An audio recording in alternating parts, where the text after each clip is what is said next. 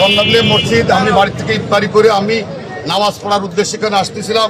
ইতিমধ্যে যখন আমি এখানে আসছি, তাৎক্ষণিকভাবে এই সেলিম গাজীর ছেলে ছাত্রলীগের রিজভী, সুমন সহ ৩০-৪০ জন তারা আমাকে হামলা করলে এলাকাবাসী আমাকে দ্রুত এসে আমাকে উদ্ধার করেছে। এর বিচার আপনাদের পর ছেড়ে দিলাম। আপনি, আপনার বাবার নাম তো কাজী সুলতানুজ্জামান সেলিম। জি জি। আসলে কি ঘটনা এই মিলু শরীফের সাথে যে ঘটনাটা, আসলে আজকে তাদের যে বক্তব্য, সেই বক্তব্য অনুযায়ী যে ঝামেলাটা কি নিয়ে এবং কখনের ঘটনা, এটা যদি একটু সংক্ষেপে বলতেন। আচ্ছা, আসসালামু আলাইকুম। আসলে আমি তো বেসিক্যালি বাসায় ইফতার করি। আমাদের এই বাসায় ইফতার করি, আমাদের মাঠে মাঝে মাঝে আমাদের ছেলেদের নিয়ে ইফতার করি। তো আমাদের এই সুমন ভাই আছে, শফিক ভাই আছে, আমরা সবাই একসাথে ইফতারি করি। তো আজকে সেই লক্ষ্যে আমরা ইফতারি করতে যাই ড্রিম হেভেনে ইফতারি করতে যাই। ইফতারি শেষ করে আমরা যখন ওয়ালটনের শোরুমের সামনে আসি, তৎক্ষণাৎ মিলু শরীফের আওয়ামী লীগের দোসর বলা চলে, অহরহ রিপোর্ট আছে, আপনারা অবশ্যই নিয়ে যাবেন আমার কাছ থেকে।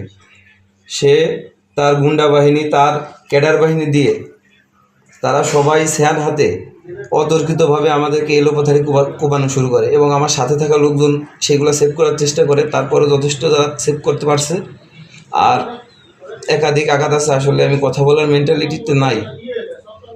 তো আমি এইটুকু কথা বলবো যে আমার বাবা কাজী সুলতানুজ্জামান সেলিম লগড়া উপজেলা বিএনপির সাধারণ সম্পাদক নির্বাচিত হয়েছেন।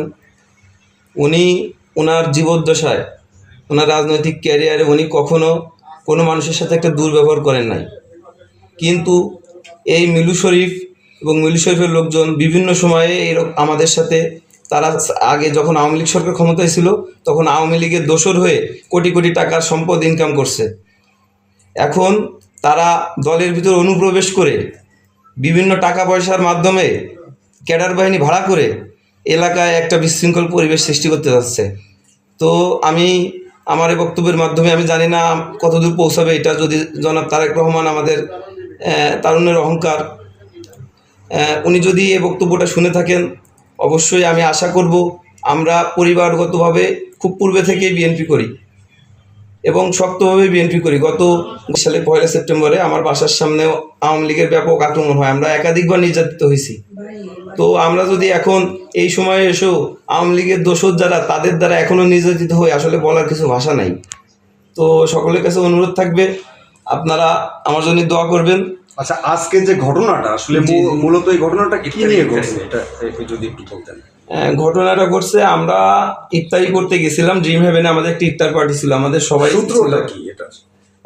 সূত্র আমি অ্যাকচুয়ালি বলতে পারবো না এখানে, আমরা তো জানি না। আমরা যদি সূত্র যদি অভিযোগ আসছে যে এটা সকালে আপনাদের জেলার নেতাকর্মী বৃন্দ আসছিল, তাদের সাথে আপনাদের একটা বৈঠক ছিল, দলীয় বৈঠক বিএনপির। তো সেখানে তর্ক বিতর্ক হয় পৌর বিএনপির সভাপতি মিলু শরীফের সাথে এবং আপনার বাবা কাজী সুলতানুজ্জামান সেলিম সাহেবের সাথে। তো সেই তর্কতর্কিকে কেন্দ্র করে আপনি সেখানে একটা হট্টগোল বাঁধানোর জন্য চাইনিজ স্ক্রোল বা অস্ত্র নিয়ে সেখানে উপস্থিত হয়েছেন, এরকমটাই আসলে অভিযোগ আসছে। আসলে এই বিষয়টা আপনি কি বলবেন? না, এই বিষয়টা আমি বলতে চাচ্ছি যে আমি যখন আমার বাবার সাথে তার বার্গেনিং হয়েছে, এই জিনিসটা শুনে তৎক্ষণাৎ আমি ওইখানে যাই, কিন্তু আমি কোনো ধরনের বিশৃঙ্খলতা ওই জায়গায় করি নাই, ঠিক আছে। আর যারা আছেন ওই জায়গায় আমাদের সিনিয়র নেতারা ছিলেন, ঠিক আছে, এটা তারা বলতে পারবে। কিন্তু এই মিলু শরীফ আমাদের দলের প্রত্যেকটা নেতাকর্মীর সাথে দুর্ব্যবহার করে এবং তাদেরকে লাঞ্ছিত করার একটা প্রচেষ্টা চালায়। আসলে আমরা বিএনপি কে ধারণ করে যদি একজন আওয়ামী লীগের দোসর দ্বারা আমাদের এখনও লাঞ্ছিত হইতে হয়, সেক্ষেত্রে তো আসলে বলার কোনো ভাষা নাই। এটা এলাকাবাসী যারা আছেন তারা ভালো বলতে পারবেন আমার পরিবার সম্পর্কে এবং তার পরিবার সম্পর্কে। আচ্ছা, পৌর বিএনপির সাধারণ সম্পাদক মশিউর রহমান শান্টুর বাড়িতে আপনাদেরকে ডেকে নিয়ে, জেলার নেতাকর্মীবৃন্দ এবং উপজেলার নেতাকর্মীবৃন্দ ডেকে নিয়ে আপনাদের সকালের যে ঝামেলাটা কি মীমাংসা করছে, এরকম কোনো কিছু জানেন? জি জি, আমি এইটা যখন হয়, একটা আব্বুর সাথে যখন সে বার্গেনিংয়ে যায়, তখন আমাদের নড়াইল জেলা বিএনপির সম্মানিত সাধারণ সম্পাদক উনি উপস্থিত ছিলেন।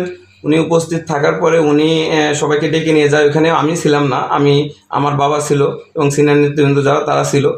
তো তখন একটা মিট করে দেয় ওনারা যে যেহেতু আমরা এক দল করি, তাহলে আপনি তো কি মনে দলের সাথে করতেছেন যে সেটাকে ইস্যু করে কি এই হামলাটা, নাকি অন্য কোনো কারণ আছে?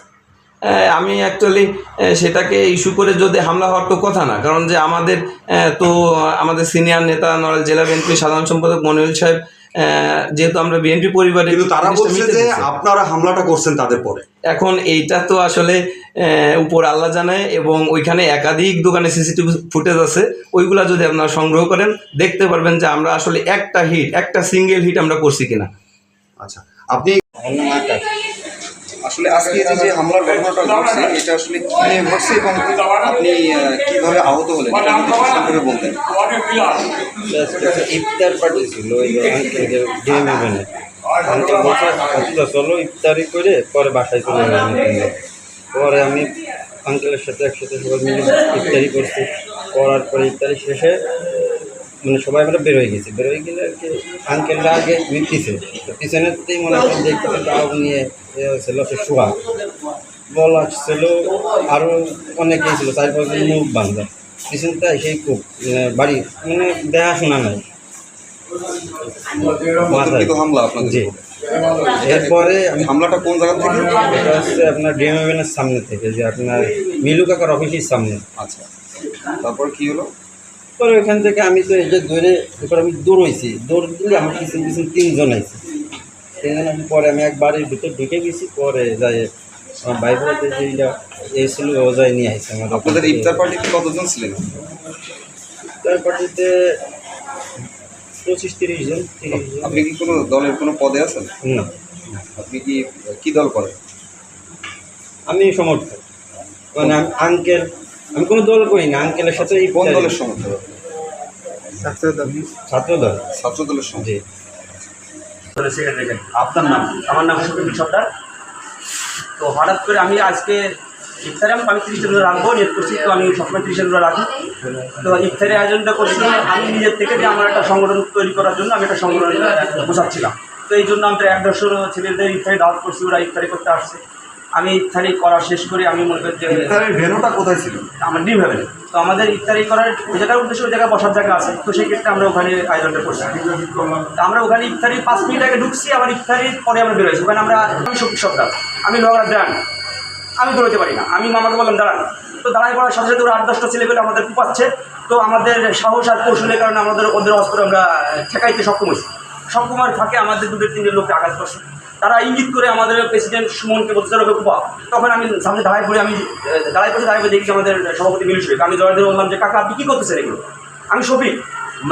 তো আপনি কথা বলার পরে আমার কাকা আমার চোখের সামনে একটা বাড়ি দিচ্ছে। তারপরে বললাম যে সে ঠান্ডা হয়েছে। ঠান্ডার পরে আমি কাকা আপনি এগুলো সরান, এগুলো করা যাবে না, কোন জায়গায় আমি রয়েছি গাড়ি কিসের কোন জায়গায়, কী সমস্যা? আমি আসলে বিকেলে কী হয়েছে, সকালে কী হয়েছে, আমি এগুলো কিছু জানি না। আমি একদম বিতর্কিত রাজনীতি করি।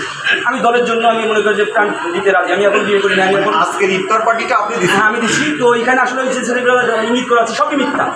শুধু এতটুকু সত্য যে আমরা যাওয়ার পথে কয়েকজন লোকরা এসে দেখছি আমাদের আক্রমণ করছে। আপনারা কি চিনছেন? হ্যাঁ, আমি চিনছি। আমি লোহার ছেলে, আমি করফাস ছেলে। আমার ছিল হচ্ছে কি মিলু শরীফ, তার 2 ভাই বেটা ছিল, তার সাথে ওই যে ওখানে আলম, আলম আর হচ্ছে আর একটা ছেলে ছিল মুকুল বান্দা, আরও কয়েকজন লোক ছিল মুকুল বান্দা, সবার হাতে স্যান ছিল। তো আসলে আমরা এখন জীবিত আছি, এটা আমি বলবো না, এটা উপর আল্লাহর রহমান যে 8-10টা অস্ত্র হাতের থেকে আমরা জীবিত আছি।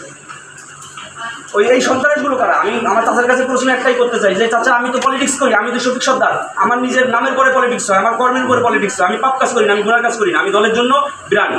তো এইগুলো আমার দলের কাছে আমার আপনাদের সাথে ছাত্রলীগের পোলাপান ছিল এবং তাদের নিয়েই আসলে সিসি ক্যামেরায় ছাত্রলীগের পোলাপান ছিল, তাদেরকে নিয়ে মিলু শরীফের উপর আপনারা হামলা করছেন। এই বিষয়টা আসলে কিভাবে বলবেন আপনি? তারা এটা বলছে একদম বানোয়াট। সেটা হচ্ছে কি আমি জানি না, আমি আমার জন্মের পরতে মিলু শরীফ বলতে পারবে না, তাহলে আমি সম্মান দিই। আমি তাকে আমার চাচা হয় সম্পর্কে, আমি তাকে চাচা বলে এখন সম্মান করি, মরার বন্ধু সম্মান করবো। তবে আমার চাচা হঠাৎ করে যেভাবে আক্রমণটা করলো, কারণ আমি উপস্থিত ছিলাম, আমাকে বলতে পারতো যে এই সমস্যাটা আছে। আপনাদের সাথে কি ছাত্রলীগের বা যুবলীগের কোনো লোকজন ছিল? না, আমার সাথে শুধু একমাত্র পোস্টদের নিতে ছিলাম আমি নিজে, আর আমার সাথে যারা ছিল কর্মী, কেউ পোস্টদের নিতেও ছিল না। আর সবই বাচ্চা ছিল, রোজাদা। এটা কেউ মনে করে যে কোনো পলিটিক্যাল কেউ ম্যান ছিল না, সবাই রোজাদার ছিল। কারণ আমার একটা কৌশল ছিল, আমি আমার রোজাদারকে নিয়ে আমি সংগঠনে এগোতে চাই, আমি আমার সৎ মানুষদের নিয়ে সংগঠনে এগোতে চাই, এটা আমার কৌশল। কিন্তু এটা আত্মকৃত হামলা। আহত কয়জন? আমাদের আহত 2 জন। কি কি নাম? আমার এক ছোটো ভাই, এর নাম আকাশ, আর একটা হচ্ছে রিজবি। তাকে বাসা থেকে আমি নিজে নিয়ে আসছি যে ভাই আমার সাথে ইফতারি করো। আসলে গ্যাঞ্জাম হয়েছে আমি জানতাম না, তো তাকে মারি ফেলার জন্য কয়েকটা কোপ দেওয়া হয়েছে, কিন্তু মনে করছে আল্লাহ বাঁচাইছে, এটা আসলে অন্যায় হয়েছে। কারণ দলের সাথে দলের শক্তি দিয়ে অনেক কিছু করা যাবে না, আমি দলে বলতে পারি। সেটা হচ্ছে দল কোনো ব্যক্তিরে ছিল না, দল ছিল তার কর্মকে। রিজভি এবং আপনাদের হাতে অস্ত্র ছিল, এই বিষয়টা আমরা কিন্তু বুঝাতে এটা মিথ্যে একদম বানাওয়াটা। আমি তো এখন সেই অবস্থায় আছি, এখন বাসা নেই। আমার গ্রামের থেকেও ফোন দিচ্ছে, আমার গ্রামের লোকজন, আমারও তো বংশ আছে, সবার সাথে আমার কথাবার্তা হচ্ছে, কিন্তু তারা মনে করে যে আমাকে বলছে তোমার কী অবস্থা। আমি বললাম যে আল্লাহ আমাকে সুস্থ রাখছে, কিন্তু এটা অন্যায় হয়েছে। তার কাছে আমরা শুনতে পারি সে এখন সিনিয়র মানুষের এত অন্যায় কেন করলো। আচ্ছা, এই বিষয়টা আপনারা দলীয়ভাবে কি চাচ্ছেন? আমি আমার দলের কাছে এর সঠিক বিচার চাই। সেটা হচ্ছে দলের চেয়ারে বসে দলের শক্ত খুঁটিকে শেষ করে দেওয়ার স্বপ্ন দেখলে দল তাকে ছেড়ে দেবে না, আমার কিন্তু বিশ্বাস। কারণ আমি সঠিক রাজনীতি করি। আমার সেটা হচ্ছে কি সংক্ষেপে বলে যেটা ঘটছে সংক্ষেপে। সভাপতি মিনু শরীফের উপরে যে হামলার একটি ঘটনার বর্ণনা দিয়েছে তেনারা, এবং একটি অভিযোগ আসছে আপনাদের বিপক্ষে। তো এই বিষয়ে আসলে ঘটনাটা কি ঘটছিল আর কি নিয়ে ঘটছে, এটা যদি একটু সংক্ষেপে বলতেন। ঘটনা ঘটছে সকালের একটা ঘটনা নিয়ে, পরবর্তীতে সেটা ঊর্ধ্বতন কর্মকর্তারা মীমাংসা করে দেয়। তারপরে রোজার দিন যেহেতু আমরা সকলে মিলে ইফতারি করতে যাই, ইফতারি করে কেউ নামাজে চলে যায়, কেউ বাসায় চলে যায়। আমরা কিছু সংখ্যক 5-7 জন লোকে একসাথে যাচ্ছিলাম। পিছন থেকে মিলু কাকার লোক ছেলে পেলে তারা এসে অতর্কিতভাবে হামলা শুরু করে রিজভির উপরে। আচ্ছা, এদেরকে আপনারা চিনছেন? কারা হামলা করেছে? চিনছি। আপনারা যাচ্ছিলেন কোথায়? আমরা ইফতারির শেষে বাসায় চলে যাচ্ছিলাম, যে আমাদের চৌরাস্তায় যে বাসায় চলে যাব। এটা কি লোহাগড়া বাজারে মিলু শরীফের ওই ড্রিম হেভেনে ওখানে সিসি ক্যামেরায় আছে আমাদের যে ইফতারের আয়োজনটা, সেটা দেখে বা ওইখানে যারা ছিল তাদের মত শুনে যে কারা আমরা যেভাবে চলে যাচ্ছিলাম, ওরা যেভাবে অতর্কিতভাবে এবং স্বয়ং মিলু কাকাও লাঠি হাতে করে আমাদের আক্রমণ করে।